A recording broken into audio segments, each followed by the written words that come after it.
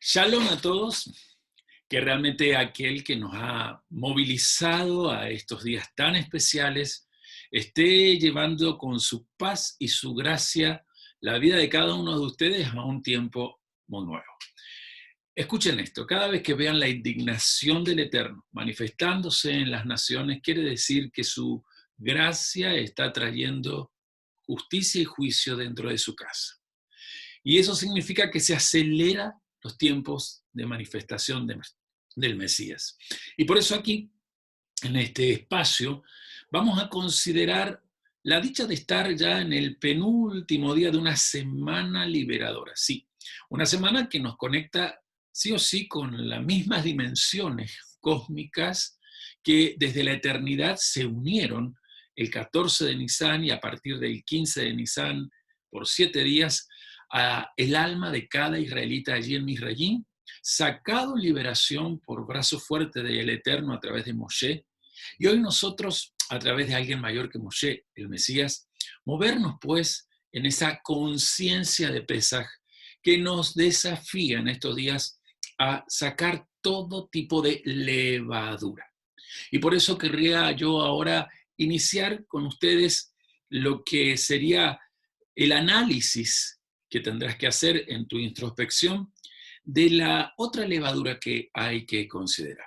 Hay una tercera clasificación de la levadura que está muy relacionado con la malicia y la maldad, que sería la levadura de Herodes, a la cual también nuestro maestro Yeshua se refirió aquí en la tierra y desde la cual también los apóstoles y especialmente Pablo trabajaban. Pero vamos a dejar esa levadura, a considerarla en el ciclo que viene, aunque sí dejaré establecido en algún momento de esta lección cómo la levadura de Herodes es el producto corrupto de la presencia de estas otras dos levaduras que estamos considerando. Ayer la levadura de los fariseos, ahora la levadura de los saduceos. Pero primero vayamos a nuestro amado apóstol Pablo en la primera carta de Corintios, la primera carta de Corintios capítulo 5, 6 al 8. Así dice la lectura. Vuestra jactancia no es buena. ¿No sabéis que un poco de levadura fermenta toda la masa? Limpiad la levadura vieja para que seáis masa nueva, así como lo sois sin levadura. Porque aun Cristo, nuestra Pascua, ha sido sacrificado. Por tanto, celebremos la fiesta no con la levadura vieja, ni con la levadura de malicia y maldad, sino con panes sin levadura de sinceridad y de verdad. Ya hemos dejado claro que esta es la fiesta de la verdad, la fiesta de la verdad. Y nosotros considerando este pasaje hemos estado viendo a qué se refería Pablo con la levadura vieja, la que provocaba que existiera justamente maldad y malicia. La levadura de los fariseos, pero también la levadura de los saduceos. Antes de entrar a describir esta última, creo que todos ustedes, tanto como yo, siempre hemos estado muy conectados a muchas preguntas, ¿no?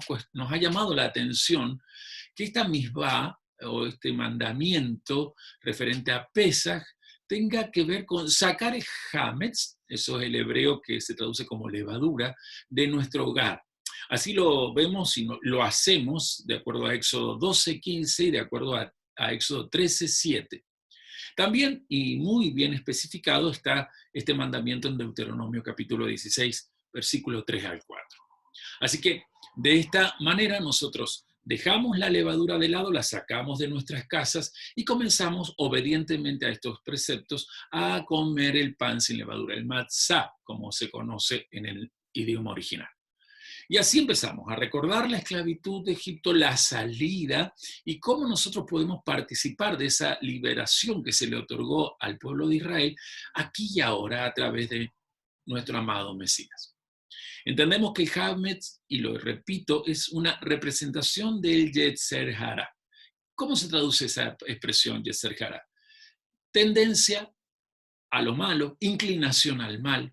Es lo que perfectamente está descrito en Romanos capítulo 7, cuando Pablo dice que toda alma humana se propone al despertar, a terminar el día haciendo lo bueno, y cuando acaba la jornada se da cuenta que todo lo bueno que quiso hacer no ocurrió, sino que terminó haciendo lo malo. Esa lucha, esa fuerza, es el Yetzer Hará, que es nada más ni nada menos que el impulso egoico que nos conduce a pecar. Sí, es el impulso mismo del ego. Y siempre el Yetzer Hará siembra en nosotros el orgullo. El ego se va a manifestar en el orgullo que se va a encargar de producir, y lo vimos en la lección anterior, la hipocresía, que lleva inmediatamente a la arrogancia personal, desde donde siempre las acciones serán de jactancia. Así que todos los seres humanos, por causa de la educación que recibimos de los dogmas y las tradiciones humanas, que es la levadura de los fariseos, tenemos de alguna manera en un rincón del corazón esta serpiente enroscada, esta jactancia, la hipocresía que conduce a la arrogancia y se manifiesta en jactancia. Y siempre la jactancia es realmente la que, como una serpiente enroscada, está asfixiando los sueños, está asfixiando los anhelos mesiánicos y está acabando con nuestros objetivos más amados, los objetivos más altruistas que podamos y que siempre generamos. Así que cuando hemos aprendido esto de Hametz, sabemos que la naturaleza del Hametz, levadura, que representa el Yetzer Hará, la inclinación al mal, justamente esa levadura significa, o simboliza, mejor dicho, todos esos rasgos de carácter que tienen que ver con la arrogancia, ¿sí? La arrogancia que viene, recuerda, del orgullo, la soberbia, que generan hipocresía, porque cada vez que la hipocresía está, la jactancia aparece. ¿Y qué es la jactancia? El uso de nuestra razón sometida a la tradición dogmática que justifica la manera de ser, la manera de hablar, la manera de actuar y nos pone por sobre el otro. Si buscáramos, y me olvidé de hacerlo, así que lo voy a hacer con ustedes acá, el significado de jactancia, que es lo que vimos acá en el diccionario, nos encontramos con lo siguiente y se los leo. Vanidad que muestra una persona que presume y alardea de sí misma, de sus propias cualidades y creencias por sobre los demás. Así que ya estamos en la segunda parte, la levadura de los fariseos. Y la vamos a considerar. Yo para eso les suplico que me dejen abrir el material, compartir con ustedes el material que tengo preparado aquí en la pantalla. Y ahora apenas se abra, por supuesto, lo vamos a poner en una forma que ustedes puedan leer más. Acabamos de leer 1 Corintios 5, del 6 al 8, pero lo que me interesa con ustedes ahora es hablar de esta levadura, que no es algo que inventé yo, sino que Pablo está haciendo referencia al trabajo que hacían en la fiesta de los panes en levadura los discípulos de Yeshua, aquellos que se sometían al yugo de Yeshua. Recuerda que la gran vocación que tiene el alma que cree que Yeshua es el Mesías es recibir su yugo. Es el gran llamado que tú tienes, que yo tengo, si es que estás en el verdadero Mesías. Si estás en el Cristo de la religión, no tienes ningún yugo, tienes el yugo de Babilonia, que es quizás muy semejante a lo que los fariseos practicaban, las tradiciones humanas y la hipocresía. Pero cuando estamos siguiendo los pasos de Mesías como maestro, él nos da el yugo, que significa que tiene una interpretación muy personal de la Torá, que se nota que es la correcta por la praxis que se genera, es decir, por las acciones de transformación, de tikkun, de reparación que se genera de este yugo. Y ese es el gran llamado que está ahí en Mateo 11.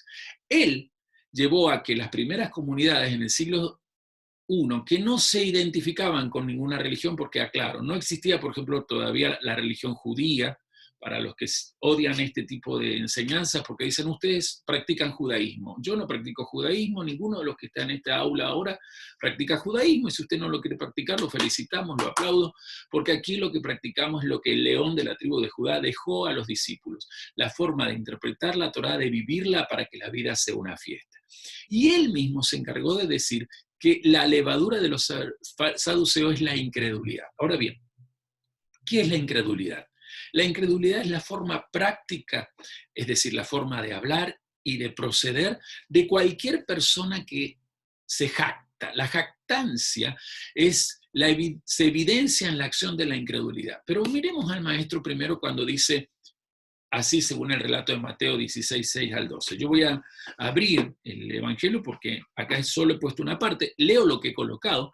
Entonces Jesús les dijo, estén atentos y cuídense de la levadura de los fariseos y saduceos. Nosotros vamos a proceder a venir a Mateo capítulo 16 y del 6 al 12, Mateo 16, del 6 al 12 vamos a leerlo por completo, porque 2 veces habla de la levadura de los fariseos y saduceos. Con atención, nuestro corazón se abre a escuchar. Mateo 16, 6 al 12. Y Jesús les dijo, estad atentos, guardaos de la levadura de los fariseos y saduceos. Y ellos, por los discípulos, discutían entre sí diciendo, lo dice porque no tomamos panes. Pero Jesús, dándose cuenta, dijo, hombres de poca fe. Atención cómo remarco esto, ¿no? ¿Por qué discutís entre vosotros que no tenéis pan? ¿Todavía no entendéis ni recordáis los 5 panes de los 5.000 y cuántas cestas recogisteis?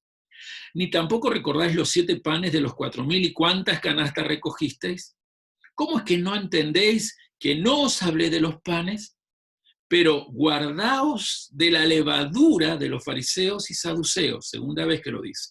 Entonces entendieron que no les había dicho que se guardaran de la levadura de los panes, sino de la enseñanza de los fariseos y saduceos. Aquí está ya bien claro que la enseñanza o yugo de los fariseos no era la que Yeshua respaldara en nada, aunque tuviera puntos de coincidencia en cuanto a la doctrina que ellos defendían en uno y otro lado. Vamos a hablar de eso. Pero él no respaldaba la enseñanza, que es lo que debe llevar a una práctica, una vida en praxis de luz.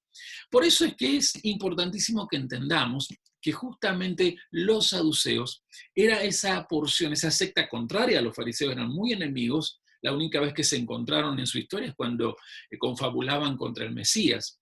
Es la única vez que ellos coincidían en algo. Pero lo que vemos aquí, y tengo que destacar, es que los saduceos eran los racionalistas de aquellos días. Eran los que apoyaban la razón, es decir, negaban la existencia de lo que los sentidos no pudieran percibir y experimentar. Para ellos la fe tenía que ser empírica, no por una experiencia vivencial, sino porque tenía que su razón explicar todo lo que por la fe se revelaba en la Torá. Si no se podía explicar, eso había que descartarlo. Por eso ellos ponían toda su fuerza en que solo había que practicar los mismos mandamientos, se dice en español, de la Torá o instrucción, los 5 primeros libros que dejó Moisés. Aquí les pongo que para que esa incredulidad se manifestara, tenemos que saber quiénes son los saduceos. Eran los que se conocían en hebreo como los sadoquitas. ¿Qué pretendían con este título que se atribuían y se les daba? Ser los sadiquín de los últimos días. Ellos decían, si miran nuestro yugo, nuestra enseñanza y nuestra forma de obrar, mejor dicho, miren cómo vivimos, se van a notar que somos los justos de este planeta. Este nombre hebreo lo tomaban, está muy discutido, pero parece ser que viene del nombre del sumo sacerdote Sadoc, que aparece allí en Ezequiel 40, versículo 46, también en Ezequiel 44, 15, y en el segundo libro de Reyes. Sumo sacerdote que vivió y influyó a Israel desde ese ejercicio en las épocas del rey David y en la época del rey Salomón. ¿Qué significa Sadiquín? Los justos, los rectos, los que viene de Sedaká, los que hacen Sedaká, los que hacen justicia y rectitud. Por eso a ellos les gustaba que los llamaran los sadoquitas, los rectos, los justos, y querían que se los mirara en eso. Por favor, tenga en cuenta esto, porque ya vamos a ver cómo esto quizás está afectando también nuestra forma de ser.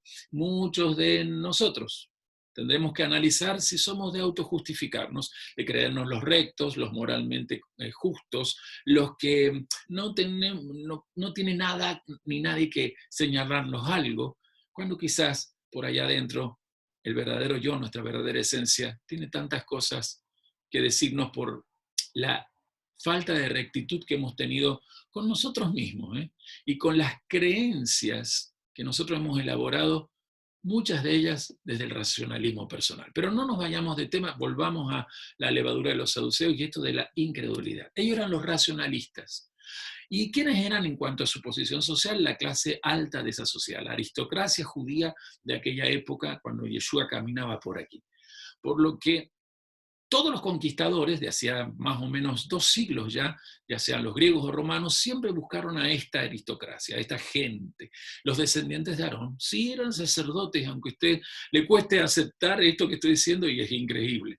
Y ellos siempre terminaban apoyando al conquistador para que el conquistador pudiera someter al pueblo desde ese racionalismo que lo convencía al pueblo, porque eran los sacerdotes, que se dejara someter y los ayornaba a ese sometimiento. Por eso se los conoce como los colaboracionistas políticos que se sometían al poder extranjero en turno, ya fueran griegos, fueran romanos, y adoptaban, y esto es lo más triste, sus modas y también su cultura. Les gustaba ayornarse a lo que traían los extranjeros que dominaban Israel.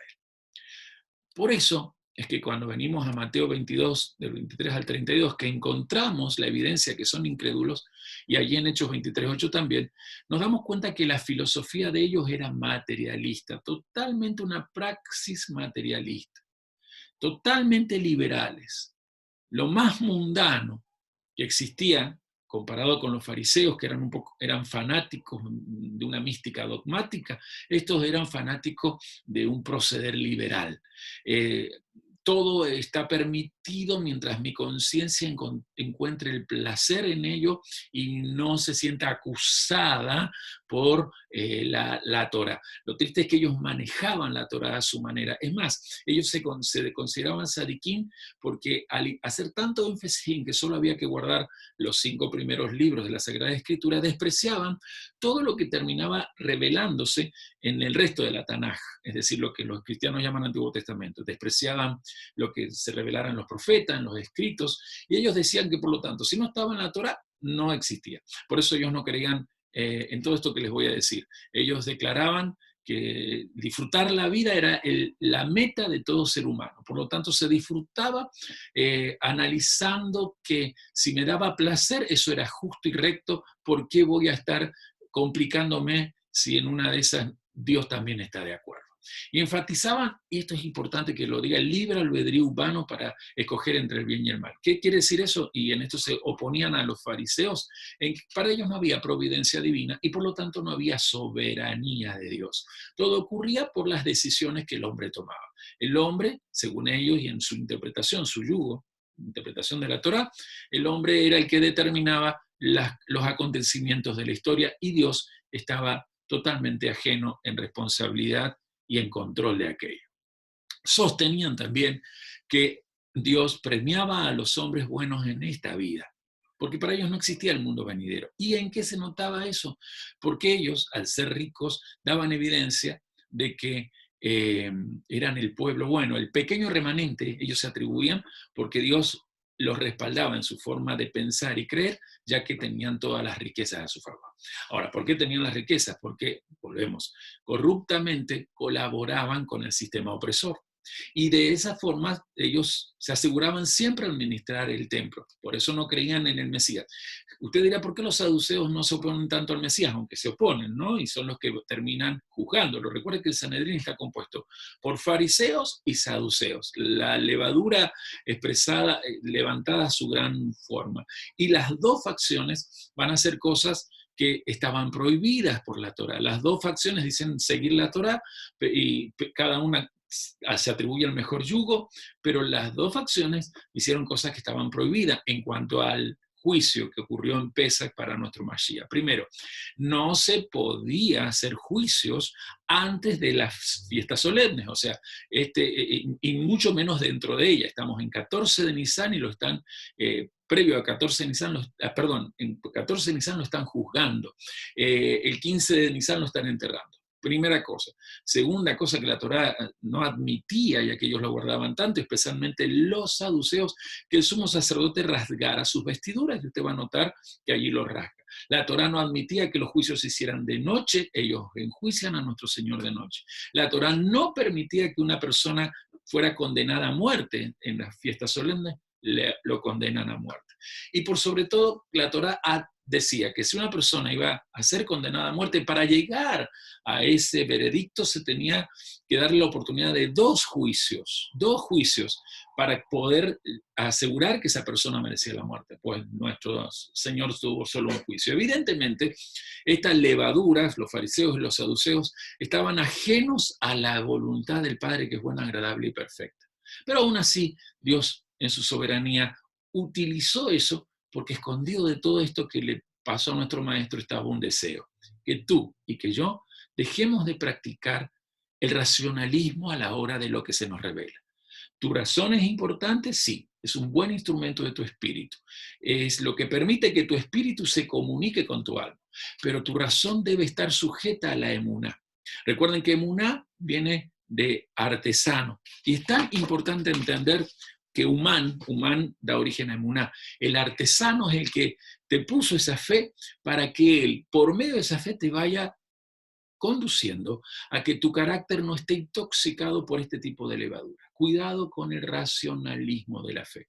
Muchos de ustedes quizás, por causa de toda esta influencia griega que tiene la civilización occidental, no han podido palpar desde su propia vida lo sobrenatural, porque pese a que religiosamente o tradicionalmente cumplen con lo que la Torá dice, es decir, practican fiestas, hacen sus corbanós, dan su maser, etc., no ven el resultado de generar obras sobrenaturales que transformen tu entorno. Por eso, y aquí es donde yo cierro, te dejo pensando en lo importante que es en este penúltimo día, ingresar al Shabbatón, el sábado solemne, que cierra panes sin levadura, viendo cómo es esto de tu racionalismo. ¿Cuántas cosas querés explicar? En vez de preguntar para que el Espíritu te revele, preguntas con la mala intención de ver si ahora sí nadie me lo va a explicar.